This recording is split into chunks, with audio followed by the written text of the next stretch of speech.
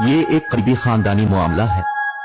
Hudaibiya paper मिल के मामले में जब आप डायरेक्टर्स और शेयर होल्डर्स पर नजर डालें तो ये सिर्फ पूरा शरीफ खानदान, करीबी खूनी रिश्तेदार और चंद कजन्स हैं जिनका जिक्र डायरेक्टर्स के तौर पर भी किया जाता है। रमजान शुगर मिल की शेयर होल्डिंग पर नजर डालें तो आपको अंदाजा होता है कि उसे चीफ एग्जीक्यूटिव ऑफिसर जनाब हमजा शहबाज चला रहे हैं। शहबाज शरीफ नवाज शरीफ के छोटे भाई हैं। वो पंजाब असेंबली के रहनुमा थे जबकि उनके भाई वजीर आजम थे। उन पर शरीफ खानदान की मलकियत वाली कंपनी रमजान शुगर मिल के जरिए 10 करोड़ डॉलर की मनी लॉन्ड्रिंग का इल्जाम है। उन कम तनख्वाह वाले मुलाजमीन के नाम पर अकाउंट खोले गए जो मत में नहीं आते। इन अकाउंट्स में पैसे जमा होते थे और आखिरकार वो हमजा, शहबाज शरीफ, सुलेमान, शहबाज शरीफ और खुद शहबाज शरीफ के अकाउंट्स में जमा हो जाते थे। दरअसल ये फाइलें जो आप यहाँ देखते हैं, इसमें नाम दिए जाते हैं, ये बैंकिंग दस्तावेजात देते हैं, चालान देते हैं, वो सब कुछ जो उन तमाम बैंकिंग रिकॉर्ड्स में दर्ज है, कम उजरत वाले मुलाजमीन के नाम देते हैं। यहाँ एक मिसाल है, आप उसे देखें जनाब मसूद अनवर, वो उसे जनाब शहबाज शरीफ के नाम पर जमा करा रहे हैं। ये 1.6 मिलियन रुपए है। ये रकम हबीब बैंक ऑफ पाकिस्तान में 26 अप्रैल 2017 को जमा कराई गई थी जब शहबाज शरीफ वजीर आला थे। ये 13 मई 2016 को मियां मोहम्मद शहबाज शरीफ के नाम पर 6 लाख रुपए की एक और रकम है। जनाब मसूद अनवर के अकाउंट में 52,451 रुपए जमा कराए गए। 1 करोड़ रुपए और 90 लाख रुपए मसूद अनवर ने मिस्टर शहबाज शरीफ के अकाउंट में जमा करवाए। अब आप पूछ सकते हैं कि मसूद अनवर कौन है?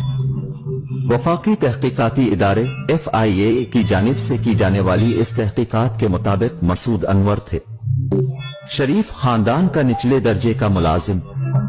आपके अपने खानदान का रुकन वजीर खजाना है और आपका दूसरा भाई वजीर आजम है। लिहाजा इस वक्त पूरी बैंकिंग चीन उनकी सहूलत के लिए मौजूद थी और मैं तहकीकात में शामिल एक जराये से बात कर रहा था। चूंकि एक बार जब उन्होंने बैंकरों से पूछा कि ये उनकी नाक के नीचे कैसे हो रहा है और उन्होंने इन तमाम सरगर्मियों को क्यों नहीं रोका, तो उन्होंने कहा कि लोग बंदूक बरदारों के साथ बैंकों में आते थे और एक खातून तफ्तीशकारों ने कहा कि वो एक बैंकिंग अफसर को रो रही थी कि हम क्या कर सकते थे। बैंक मैनेजर्स को बैंक के आला ओहदेदारों का फोन आता था। बैंक खुद शरीफ खानदान की करप्शन पर पर्दा डालने के इस गठजोड़ का हिस्सा थे। नाम निहाद पनामा पेपर्स में मनी लॉन्ड्रिंग और टैक्स चोरी के इल्जामात हैं। इसमें आलमी रहनुमा शामिल हैं और जहां उनमें से कुछ पर टैक्स से बचने की कोशिश में अपना पैसा छुपाने का इल्जाम है। ये पाकिस्तान के लोगों के लिए हैरत की बात थी क्योंकि ये बैन अलअक़वामी सतह पर सामने आया था। इसकी साख बहुत ज्यादा थी क्योंकि इससे पहले कई सालों से शरीफ खानदान इस खबर को इस्तेमाल करता रहा है कि उनके खिलाफ ये तमाम इल्जामात सियासी मुहर्रिकात पर मबनी है। पनामा पेपर्स में नवाज शरीफ के 3 बच्चों के नाम हैं। उनका खानदान ऑफशोर अकाउंट्स के जरिए लंदन में जायदादों का मालिक है। नवाज शरीफ की बेटी ने लंदन में जायदाद रखने से इनकार किया है। इसके दस्तावेजात मुबैना तौर पर के हैं और जाहिर करें कि वो जायदादों की ट्रस्टी है, मालिक नहीं। लेकिन वो दस्तावेजात की लिपुरी नामी फॉन्ट में लिखी गई है जो 2007 तक दस्तयाब नहीं थी। अगर आप 1992 और 93 को देखें तो ये बहुत अहम वक्त है। मरियम के असासों में 21 गना इजाफा हुआ है और 1 साल में इसका कोई जवाज नहीं है। आप एक कारोबार के मालिक नहीं है, आपके नाम से कोई कारोबार नहीं है, लेकिन आपके असासे 21 गना बढ़ रहे हैं। 1992 में मरियम नवाज 19 साल की हो गई। पनामा पेपर्स के इंकशाफात के बाद पाकिस्तान की तहकीकाती एजेंसी ने शरीफ खानदान के माली मामलात को निकाला।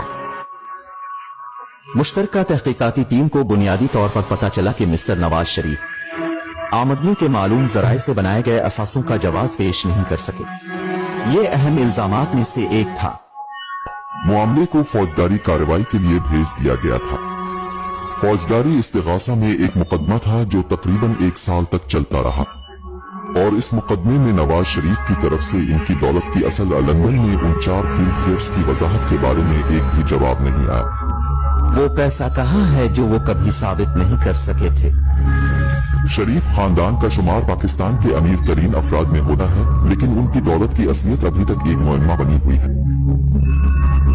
इस वक्त अपनी फेयर में जिस फ्लैट में रह रहे हैं, इसका नाम दरअसल गुज़िश्ता साल पाकिस्तानी अखबार दी न्यूज में उन 4 फ्लैटों में से एक के तौर पर लिया गया था, जो आपके वालिद ने मुख्तलिफ स्विस और ऑफशोर कंपनियों के जरिए गैर कानूनी तौर पर खरीदा था।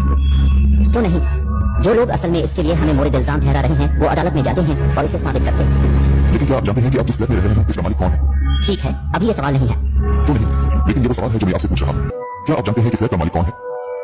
ठीक है, ये किराया पर है, ये मैं हूँ।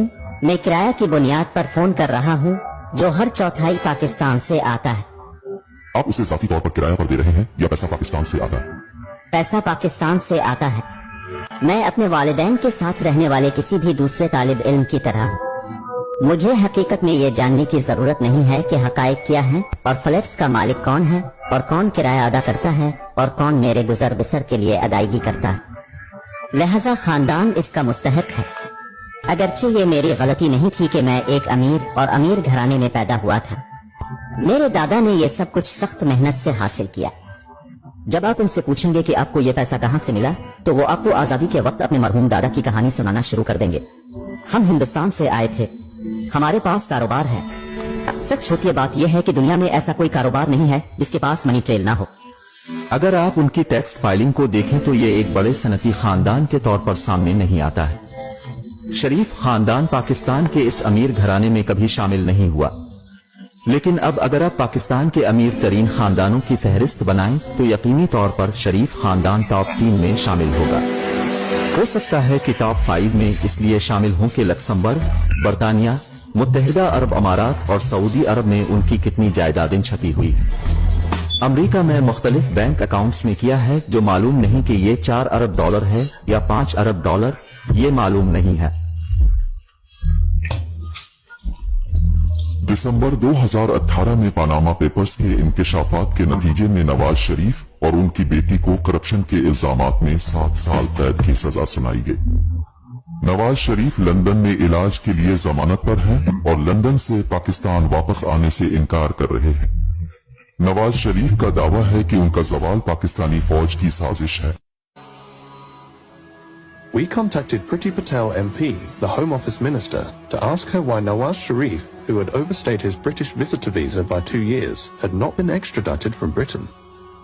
Priti Patel had been eager to deport asylum seekers during her time at the Home Office, yet she took no action against Nawaz Sharif. Priti Patel MP in the Home Office did not agree to an interview. We also contacted the National Crime Agency. We wanted to find out why there had been no meaningful investigation into Nawaz Sharif's assets. The NCA did not agree to speak to us. ये